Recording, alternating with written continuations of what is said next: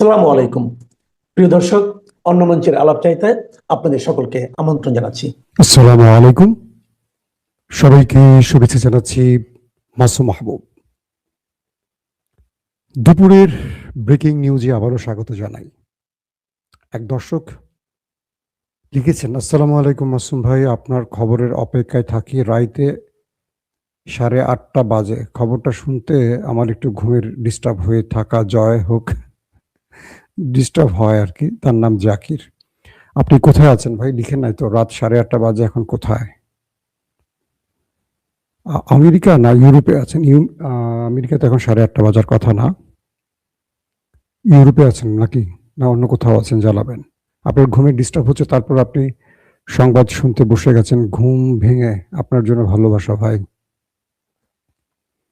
দর্শক, সংক্ষিপ্ত লাইভটি করতে চাই। বেশ কিছু গুরুত্বপূর্ণ খবর আমাদের হাতে এসছে। প্রশ্ন উঠছে দুটো।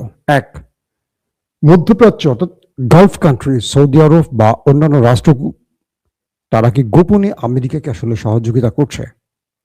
নিউ ইয়র্ক টাইমস থেকে শুরু করে মার্কিন বেশ কিছু গুরুত্বপূর্ণ খবর গণমাধ্যম সৌদি আরবের মোহাম্মদ বিন সালমানকে দায়ী করে বলছেন যে তিনি গোপনে আমেরিকাকে সাহায্য করছেন এবং ইরানকে শেষ করে দেওয়ার পরামর্শ দিচ্ছেন। বিষয়টা কতটুকু সত্য হতে পারে, এটা নিয়ে আমরা বিশ্লেষণ করতে চাই। পাশাপাশি আজকে সকালে লাইভে বলেছি, নেতা কাকুর বাড়িতে ব্যাপক অ্যাটাক হয়েছে। বলা হচ্ছে এ যাবৎ যুদ্ধের যত দিন গেছে, গত রাতের হামলাটি ছিল সবচেয়ে ভয়াবহ। সবচেয়ে পুরো শহরে শুধু সাইরেন বেজেছে আর অ্যাম্বুলেন্স হতাহতদের নিয়ে হাসপাতালে ছুটেছে। 3 নম্বর খবর, আমেরিকা এবং ইরানের মধ্যে আসলে যুদ্ধবিরতির খেলা কতদূর পৌঁছলো। পাশাপাশি আগামী 48 থেকে 72 ঘন্টার সবচেয়ে ক্রুশিয়াল টাইম বলা হচ্ছে। বিভিন্ন গণমাধ্যমের দাবি, কি ঘটতে পারে 48 থেকে 72 ঘন্টার মধ্যে? দর্শক, এই বিষয়গুলো আজকের আলোচনায় রাখতে চাই। আপনারা কি শুনতে এবং দেখতে পাচ্ছেন ক্লিয়ার? আমাকে একটু কমেন্ট করেন। আশা করি আপনারা দেখতে পাচ্ছেন, কোনো সমস্যা হচ্ছে না, কোনো কমেন্ট আসছে না যে শুনতে পাচ্ছেন না। ওকে দর্শক, গুরুত্বপূর্ণ যে খবরটি দিয়ে শুরু করতে চাই, সৌদি আরবের মার্কিন গণমাধ্যমগুলো কালকে ডোনাল্ড ট্রাম্পের একটি বক্তব্য প্রচার করেছে। সেখানে সাংবাদিকরা ডোনাল্ড ট্রাম্পকে নানান প্রশ্ন করেছেন। এমন একটি প্রশ্ন ছিল যে সৌদি আরব কি তাকে ইরানে হামলায় সহযোগিতা করছে, বা সৌদি আরব কি আমেরিকার পাশে আছে? ডোনাল্ড ট্রাম্প স্পষ্ট জানিয়েছেন যে মোহাম্মদ বিন সালমান এই হামলার অনুমোদন দিয়েছেন এবং তিনি তার পাশে আছেন। বিষয়টা কিন্তু খুবই বিপজ্জনক একটা বক্তব্য ডোনাল্ড ট্রাম্পের। দুটো প্রশ্ন আসে। এক, ডোনাল্ড ট্রাম্প মোহাম্মদ বিন সালমানের নামটি প্রকাশ্যে আনলেন কেন, এবং কেন বললেন যে ইরানের বিরুদ্ধে আমেরিকাকে সহযোগিতা করছেন তিনি? নাম্বার 2, যে মধ্যপ্রাচ্যের কিং বলা যায় যাকে, বা বিশ্বমোড়ল সৌদি আরবের এই মুহূর্তে সবচেয়ে ক্ষমতাবান ব্যক্তি মোহাম্মদ বিন সালমান, তাকে নিয়ে যে নিউ ইয়র্ক টাইমস থেকে শুরু করে আরো গণমাধ্যম সংবাদ দিয়েছে যে আমেরিকাকে সৌদি আরব চাপ দিচ্ছে যে কোনোভাবে ইরানের বাণিজ্যিক অবস্থান ভেঙে দিতে, অর্থনৈতিক অবস্থা ভেঙে দিতে, খার্ক দ্বীপ দখলে নিতে, তাদের স্ট্রাকচারগুলো, তাদের গুরুত্বপূর্ণ আবাস বা স্থাপনা ধ্বংস করে দিতে, এবং তাদের নিউক্লিয়ার প্রজেক্ট পাশাপাশি ব্যালিস্টিক প্রোগ্রাম চিরতরে বন্ধ বা ধ্বংস করে দিতে। এটি কি সৌদি আরব আসলে চাইছে? আজকে সৌদি আরবে থাকা ইরানের রাষ্ট্রদূত একটা চমৎকার বক্তব্য দিয়েছে। তিনি বলছেন যে আমরা মধ্যপ্রাচ্যের সাথে সম্পর্ক ঝালাই করছি, অর্থাৎ মধ্যপ্রাচ্য ইরানকে এতদিন শত্রু হিসেবে দেখত। আমরা মধ্যপ্রাচ্যকে বলছি আমরা তোমাদের শত্রু নই, আমরা তোমাদের ভাই। তোমরা একটা বিষয় প্রমাণ পেয়েছো, যখন ইরান আরব রাষ্ট্রগুলোতে মার্কিন স্বার্থ সংশ্লিষ্ট স্থানগুলোতে আক্রমণ করছে, তখন আমেরিকা তোমাদের না বাঁচিয়ে তার প্রতিরক্ষা ব্যবস্থাগুলো নিয়ে গেছে ইসরায়েলে, এবং আমেরিকার পুরো ফোকাস ইসরায়েল, তোমাদের রক্ষা নয়। এবং আমরা আরবে কতটা সাফল্যের সাথে টার্গেটে হিট করেছি, যেটা তোমরা নিজেরা দেখেছো। 1। 2 নম্বর, আরবের বিভিন্ন জ্বালানি বা তেল ক্ষেত্র বা গুরুত্বপূর্ণ স্থানগুলো যেগুলো মার্কিনীদের নয়, আরবের, এই হামলাগুলো আমরা করিনি। এই হামলাগুলো করেছে কারা? কোনো রহস্যজনক শত্রু, ওই দেশটির নামই বলছে, নেতা কাকুর কথায় হয়তোবা বলছে যে এটি একটা ফলস ফ্ল্যাগ অপারেশন, আরবকে আমাদের বিরুদ্ধে নামিয়ে দেওয়ার জন্য। ইরান বলছে যে আমরা যেখানে আঘাত করি আমরা সেটা প্রকাশ্যে জানিয়ে করি, আমরা গোপনে করি না।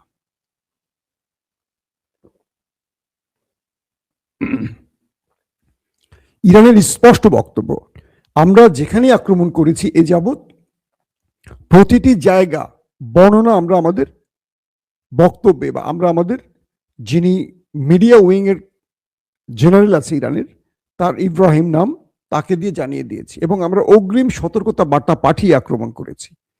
আরামকো, প্রিন্স সালমান ঘাঁটি বা যে জ্বালানি কেন্দ্র বা আরো যেই স্থানগুলোতে হামলা হয়েছে এগুলোর দায়ী ইরান নয়, এগুলো কোনো ভিন্ন শত্রু যারা মুসলিম দেশগুলোর মধ্যে যুদ্ধ ছড়িয়ে দিতে চায়। পাশাপাশি তিনি আরো বলেছেন যে আমাদের মধ্যে অতীত যে বিভাজিত সম্পর্কটি, এটি আর বিভাজন নয় বরং ঐক্যবদ্ধ হওয়ার সময় এসছে। আরবকে মনে রাখতে হবে আমাদের শত্রু অভিন্ন, আমরা নিজেরা যতদিন ভিন্ন হয়ে থাকব, আলাদা হয়ে থাকব, শত্রুরা চেষ্টা করবে আমাদেরকে ফাটল ধরাতে এবং আমাদের মধ্যে আমাদেরকে দুর্বল করার জন্য বারবার আঘাত করবে। তার বক্তব্যটি স্পষ্ট হয়ে গেছেন, আপনারা জেনে কি বোঝাতে চেয়েছেন। এখন প্রশ্ন হলো, সৌদি আরব আদৌ কি আমেরিকাকে ইরান ধ্বংসের পরামর্শ দিচ্ছে কিনা? দুটো প্রশ্ন। এক, সৌদি আরব যদি এমন কোনো কাজ করে থাকে কখনো মার্কিন গণমাধ্যম কি এগুলো প্রকাশ করবে? দুই, ডোনাল্ড ট্রাম্প কি মোহাম্মদ বিন সালমানের নাম প্রকাশ্যে আনবে? তিন, হতে পারে এক, ইরানকে খেপিয়ে তোলার চেষ্টা করছে সৌদি আরবের বিরুদ্ধে, যাতে ইরান বড়সড় আক্রমণ করে সৌদির উপর আর সৌদি এই যুদ্ধে জড়িয়ে পড়ে বাকি মুসলিম দেশগুলোকে নিয়ে। সৌদি আসলে 100% পাকিস্তান আসবে, কারণ সৌদি পাকিস্তানের মধ্যে চুক্তি আছে এবং সৌদি আসা মানে পুরো গালফ কান্ট্রি আসবে। তারপরের প্রেডিকশনটি হলো, ইরান নিঃসন্দেহে সৌদির সাথে গোপনে যোগাযোগ রাখছে। মার্কিন গণমাধ্যমের দাবি অনুযায়ী ইরান সৌদিতে বড় আক্রমণ করবে বলে মনে হচ্ছে না। আরেকটি ব্যাপার, আমেরিকান গণমাধ্যম বা ডোনাল্ড ট্রাম্পের বক্তব্যের পর আমরা সৌদির রাষ্ট্রীয়ভাবে তাদের বিবৃতি আশা করছি। এখন পর্যন্ত কোনো বিবৃতি আমরা পাইনি। আশা করব মোহাম্মদ বিন সালমান প্রশাসন এই ব্যাপারে বক্তব্য রাখবেন। 2 নম্বর বিষয়, রাতে নেতা কাকুর বাড়িতে, যেটি আমি আজকে সকালে লাইভে বলেছি 11টার সময়, বড় আকারে আক্রমণ হয়েছে। পুরো দেশটির মধ্যে শুধু মিসাইলের পর মিসাইল ঢুকেছে, ড্রোনের পর ড্রোন ঢুকেছে। দেশটির বিভিন্ন গণমাধ্যম দাবি করছে যে এ যাবৎ ইরান যতগুলো আক্রমণ করেছে, গত রাত ছিল সবচেয়ে ভয়াবহ রাত, সবচেয়ে ভয়াবহ রাত। সারা রাত দেশটির ভেতরে সাইরেন বেজেছে, একটার পর একটা অ্যাম্বুলেন্স হতাহতদের নিতে এসছে। এমন রাত সেই দেশটি আগে কখনো দেখেনি। যারা বর্ণনা দিয়েছেন তারা বলছেন যে এটি তাদের জন্য একটি ভয়ঙ্কর অভিজ্ঞতা। ইরান এত বড় আক্রমণগুলো এখন শুরু করেছে কেন? নাম্বার 1, ইরান আমেরিকাকে সহনশীল পর্যায়ে মার দিচ্ছে। আরবের মধ্যে বা যেখানে আমেরিকাকে টার্গেট করছে, মূলত আমেরিকাকে ভেঙে চুরমার করে দিতে চাচ্ছে তাদের ভেতরের শক্ত মনোবলটাকে, এবং বেজগুলোকে হিট করে গালফ কান্ট্রি থেকে তাদের তাড়াবার চেষ্টা করছে। কিন্তু ইরান আমেরিকার ভেতরে তাদের যে গালফ কান্ট্রিতে তাদের যে বিশাল সৈন্য বহর আছে, এদের মধ্যে বেশি হতাহতের ঘটনা ঘটাচ্ছে না। তার দুটো কারণ আছে। ইরান আমেরিকাকে এই যুদ্ধে ফুল টেনে আনতে চাইছে না। অর্থাৎ ইরান জানে যে আমেরিকা যদি একেবারে ফুল শক্তি ব্যবহার করে তাহলে তারা নিউক্লিয়ার অ্যাটাক করে বসতে পারে, কারণ পরাশক্তির অবস্থানটাকে বাঁচিয়ে রাখতে হলে তাদেরকে শেষ জয়ের জন্য সর্বশেষ সবচেয়ে মন্দ কাজটা করতে হতে পারে। ইরান এই লড়াইতে সবচেয়ে প্রথম যাকে হারাতে চাইছে সে হলো নেতা কাকুকে, তার দেশটাকে। এটা হলো ইরানের প্রধান টার্গেট, আমেরিকা সেকেন্ডারি। তো এই জন্য ইরান যেটি করছে যে আমেরিকাকে যদি 10টা মাইট দেয়, 2000 মাইট দেওয়ার চেষ্টা করছে নেতা কাকুকে। তাই সিরিজ ইরান একটার পর একটা ভয়ঙ্কর মিসাইল গুলো তার আস্তিন থেকে বের করছে, তার গুহা থেকে বের করছে, আর ওই দেশটির মধ্যে মারছে। এখন ওই দেশটির প্রতিরক্ষা ব্যবস্থা আর সেই আক্রমণ মোকাবেলা করতে পারছে না। পুরো দেশটি অসহায়ের মতো তাকিয়ে থাকে। 100টা মিসাইল মারলে 5টি 10টি বা 7টির মতো ইন্টারসেপ্ট করতে পারছে, বাকিগুলো এমন ভাবে ধ্বংসলীলা চালাচ্ছে যেটা তারা কল্পনা করতে পারছে না। নেতানিয়াহু চাইছে এই মুহূর্তে যে কোনো ভাবে আমেরিকাকে এই যুদ্ধে ফুল ফেস টেনে আনতে, অর্থাৎ আমেরিকা যেন তার পূর্ণ শক্তি ব্যবহার করে ইরানকে শেষ করে দেয়। তাই ইরানের পররাষ্ট্রমন্ত্রী আব্বাস আরাকচি বারবার বলছেন যে কোনো সময় শত্রুরা ফলস ফ্ল্যাগ অপারেশন করতে পারে, আর মূল স্থান হবে আরব এবং আমেরিকা। আমেরিকার বিষয়ে তিনি ইঙ্গিত করেছেন, এটা আমি আপনাদেরকে বেশ কয়েকবার বলছি, এর আগেও বলেছি, গত 7 দিন ধরে বলছি। আমেরিকাতে 9/11-এ যে সন্ত্রাসী হামলার ঘটনা ঘটেছিল, এইরকম বড় কোনো হামলার ঘটনা ঘটাতে চাইছে সেই শত্রুপক্ষ। এতে করে অজস্র মানুষের প্রাণ যাবে, যার কারণে আমেরিকা ফুল শক্তি নিয়ে ইরানের বিরুদ্ধে যুদ্ধে ঝাঁপিয়ে পড়বে। এটি এখন তাদের টার্গেট। আর ইরান এই কৌশলটি বুঝে তারা আমেরিকাকে ধাবড়াচ্ছে, কিন্তু মারছে নেতানিয়াহুকে। মানে তাড়াচ্ছে আমেরিকাকে আর বাড়িটা মারছে নেতানিয়াহুর পিঠে। খেলাটা ইরানের এই কৌশলে। আমেরিকাকে যে মারছে না তা না, আমেরিকার বেজকে হিট করছে, মানে পরিমিত সহনশীল পর্যায়ে মারছে, যেটুকু আমেরিকা সহ্য করে আমেরিকা বুঝতে পারে যে ইরান তো আমাকে মারতে পারে, কিন্তু কম মারছে। তাতে ইরান, মানে আমেরিকা ইরানকে শেষ করতে পারে, কিন্তু একটু হলে বাঁচিয়ে রাখবে। মানে দুজনের মধ্যে একটা মনস্তাত্ত্বিক খেলা চলছে।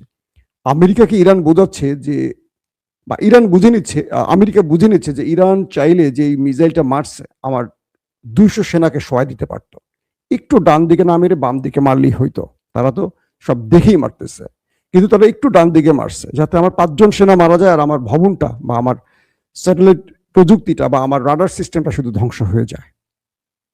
তো আমেরিকা তখন ভাবছে যে না, ইরান আমাকে এখানে একটু রক্ষা করছে, তাহলে ওকে একটু রক্ষা করা উচিত, বিষয়টা এখানে। তো কিন্তু কি করছে, ওই দেশটির ভেতরে যখন মারছে, ওই দেশটির নেতানিয়াহুর বাড়িতে, তখন বড়সড় হিট করছে। তাদের ডিমোনাতে যে হিট করছে, সেখানে ইরানের পক্ষ থেকে বলা হচ্ছে 1200 মানুষই নাকি নিখোঁজ হয়ে গেছে, ওপারে চলে গেছে। যদিও সেই গণমাধ্যম এগুলো স্বীকার করছে না। এখন যুদ্ধের মধ্যে প্রত্যেকেরই বক্তব্য এলোমেলো হয়, কনফার্ম কেউ সত্য কথা বলে না। তারপরের বিষয়টি কি, আসছে 28 মার্চ ডোনাল্ড ট্রাম্পের বিরুদ্ধে নো কিংস বিক্ষোভ শুরু হচ্ছে। অর্থাৎ রাষ্ট্রে কেউ রাজা নয়, সবাই সেবক, সে প্রেসিডেন্ট হোক, প্রধানমন্ত্রী হোক, সেনাপ্রধান হোক। ক্লিয়ার? অর্থাৎ এই বক্তব্যটি হলো মার্কিনীদের যে তুমি রাজা নও ট্রাম্প, আমরা কোনো রাজা চাই না, নো কিংস, তুমি আমাদের সেবক হয়ে আসছো। তুমি যুদ্ধ চাপিয়ে দিবা আর আমাদের সেনারা মার খাবে, আমাদের প্রযুক্তি ধ্বংস হবে, এটা মানছি না। তুমি অন্যায় যুদ্ধ করতে পারো না। তুমি এমন একটি লড়াইতে গেছো যেটা পৃথিবীর কারো স্বীকৃতি নেই। নেটো আসছে না, ইউরোপের রাষ্ট্রগুলো তোমার পাশে আসছে না, এই প্রথম ইউরোপ তোমাকে না বলে দিয়েছে। তার মানে এটার সাপোর্ট নেই তোমার। তুমি শুধু এসছো ওই একটি দেশের চাপে পড়ে, যে দেশটিকে পৃথিবীর কেউ পছন্দ করছে না এই মুহূর্তে যুদ্ধবাজ হিসেবে। তো এখন এই চাপের মধ্যে ডোনাল্ড ট্রাম্প আর ইরানের মধ্যে 48 থেকে 72 ঘন্টার একটা হাই থটের খেলা চলছে। ইরানের মধ্যে যে কোনো সময় আমেরিকা তার সেনা ঢোকাবে। ইতিমধ্যে তারা 4500 সেনা নতুন করে এনেছে গালফ কান্ট্রির আশেপাশে বিভিন্ন স্পটে। আমেরিকা বলছে যে এদেরকে প্যারাটুপারের মাধ্যমে ইরানে নামাবে, কমান্ডো বাহিনী, মেরিন সেনা এদেরকে নামাবে এবং ইরানের মধ্যে স্থল অভিযান শুরু করবে। এটি 48 থেকে 72 ঘন্টার মধ্যে শুরু হতে পারে। ইরান এই গ্রুপটিকে মোকাবেলার জন্য তারও প্রস্তুতি শুরু হয়েছে, কারণ আমেরিকা ইরানকে যে 2-3টি শর্ত দিয়েছে, তার এগেনস্টে ইরানও 5 থেকে 7টি বিগ শর্ত দিয়েছে। এই শর্তগুলো বলে দেয় ইরান এই মুহূর্তে যুদ্ধবিরতি চায় না। আর যদি এই শর্তগুলো মানতে হয় আমেরিকাকে, তাহলে আমেরিকার অস্তিত্ব থাকে না। কি সবচেয়ে গুরুত্বপূর্ণ শর্ত কি? গালফ কান্ট্রি থেকে আমেরিকাকে চলে যেতে হবে। তার মানে আমেরিকার পেট্রোডলার কামাই বন্ধ হয়ে যাবে। আমেরিকা গালফ কান্ট্রি থেকে চলে যাওয়া মানে কি? মধ্যপ্রাচ্য ইরানের কন্ট্রোলে চলে যাওয়া, ইসরায়েল অনিরাপদ হয়ে যাওয়া, হয়তোবা সেখানে রাশিয়া বা চীন এসে ভর করবে। আমেরিকা এই শর্ত মানবে? 2 নম্বর, ইরানের উপর নিষেধাজ্ঞা। আমেরিকা কিন্তু 2-1টা শর্ত মেনে গেছে ইতিমধ্যে, ডোনাল্ড ট্রাম্পের বক্তব্যে বোঝা যাচ্ছে। ইরানের উপর যে নিষেধাজ্ঞা, এগুলো আমেরিকা প্রত্যাহারের ঘোষণা দিয়েছে। তারা বলছে ইরান চাইলে এখন তেল বিক্রি করতে পারে, তাদের উপর থেকে আমরা তেলের যে নিষেধাজ্ঞা সেটা তুলে নিচ্ছি। ইরান বলছে আমার তেল বিক্রি করার এখন কোনো শখ নাই, আমার তেল নাই, আমি এখন বিক্রি করব না। মানে আমেরিকা চাইছে যে ইরান তেল বিক্রি করে তেলের বাজারটাকে ঠিক রাখুক, আর ইরান বলছে আমার কাছে তেল নাই। আর বাকিদেরকে বলছে তোমরা তেল নিতে চাও, আসো, তবে অগ্রিম পেমেন্ট করে যাও। আজকে পেমেন্ট করবা, 6 মাস পরে বা 4 মাস পরে তেল পাবা, ওই সুযোগ নেই তোমাদের, আগে পেমেন্ট করো। দাম একদম ঠিক বিশ্ববাজারের মতো, আগে যেমন 18-20% কম টাকায় তারা বিক্রি করতো, সেই সুযোগ আর দিচ্ছে না। ইরান আগে বিক্রি করতো যা, তার চেয়ে এখন অনেক গুণ বেশি তেল বিক্রি করছে, মোটামুটি ভালো দামে বিক্রি করছে ইরান আর রাশিয়া। তো এই পর্যায়ে এখন যেটি সবচেয়ে বড় ভয়ঙ্কর সময়, সেটি হলো আসছে 48 থেকে 72 ঘন্টা পর পৃথিবী একটা বড় যুদ্ধ দেখতে যাচ্ছে। সেটা হলো আমেরিকা ইরানকে পুরো দখলে নেওয়ার চেষ্টা করবে, আর ইরান আমেরিকাকে একদম দোলে মুচড়ে বিদায় করার চেষ্টা করবে। এই লড়াইটাতে যে জিতবে সে সেকেন্দার, আর যে হারবে সে মধ্যপ্রাচ্যে তার ক্ষমতা হারাবে, সেটা আমেরিকা হোক আর ইরান হোক। তাই শুক্রবার দিন থেকে আমাদের খুব ভয়ঙ্কর দিন শুরু হতে পারে। আবারও বলছি, আমরা যুদ্ধ চাই না, আমরা শান্তির পক্ষে।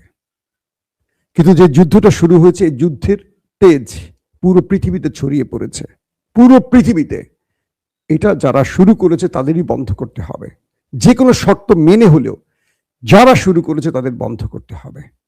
আর আমেরিকার উচিত হবে ওই দেশটির বুদ্ধিতে তারা যেন ফুল ফেজ যুদ্ধে না জড়ায়, তাহলে পৃথিবী আরেকটা ভয়ঙ্কর অন্ধকার সময় দেখবে। কারণ ইরান ছেড়ে দেবে না, ইরান শেষ হওয়ার আগে পুরো গালফকে শেষ করে ফেলবে, ওই দেশটিকে, নেতাকাকুর দেশটিকে পুরো মিশিয়ে ফেলবে। তার আস্তে, তার গর্তে, তার পকেটে আছে ভয়ঙ্কর কিছু। দর্শক, বিদায় নেব, আজ রাতে আবারও হাজির হব। সেই পর্যন্ত প্রত্যেকে ভালো থাকবেন। আল্লাহ হাফেজ।